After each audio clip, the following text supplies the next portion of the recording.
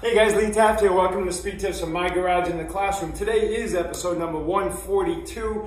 I want to talk about loading mechanics, but first of all, I want to wish everybody a really happy and fun weekend, a long weekend here, Memorial Weekend, and it's a special weekend for all of us, and especially those who served and protected us. So really grateful, and so I want to share this with everybody on this weekend.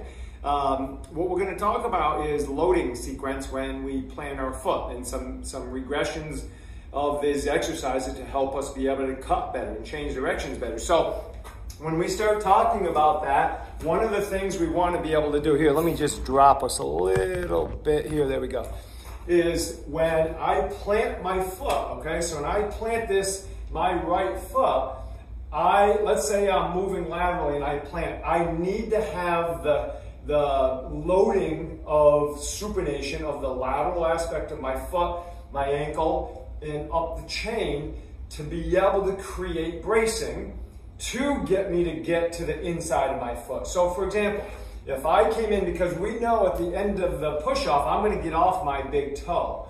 But if I were to go immediately into my plant and I hit pronation right off on my big toe, it's very possible that you're going to go into a tremendous internal rotation and valgus action at the knee, because there's nothing there to bolster this pattern, okay, to give us some strength. So when I plant quick, I'm going to get a quick supination loading of this entire outside, and that's going to slingshot me back to the middle as I transition.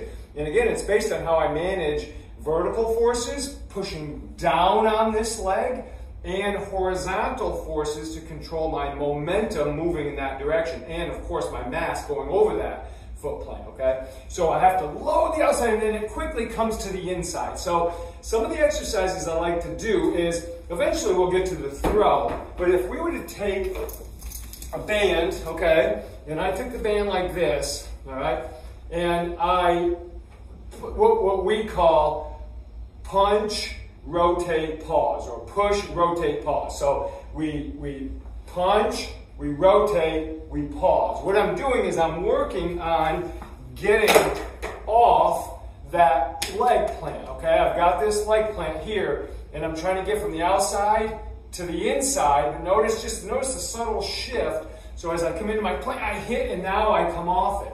So we can really control that with the band nice and smooth, and I get them to feel load, push through, get from the outside to the inside, and project your body. Then it becomes very explosive. So we grab a medicine ball, and now we start going here, and we start using our throws to really be able to explode and come out of it.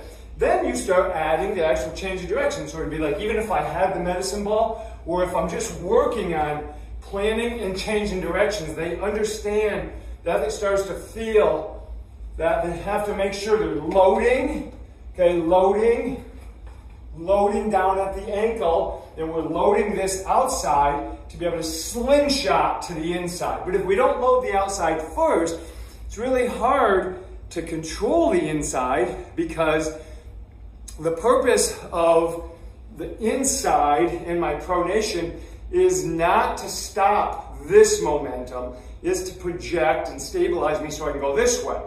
If I didn't have all this thickness on the outside, okay, IT band and all the structures down my body, that's what it's there for. It helps me protect my body from moving beyond that foot plant. Like if I planted and I just kept going, I need everything to be able to stick that and then be able to push to get out of it, okay? So when you start working on that change of direction stuff, implement some of this. These are great warm-up activation exercises, really good correctives to help your athletes become better performers, okay? Hey, enjoy the weekend, people. We'll see you, if not on Monday for 143, it'll be Tuesday, but hopefully we'll hit it, we'll be able to hit it tomorrow. All right, have an awesome one. We'll see you for 143.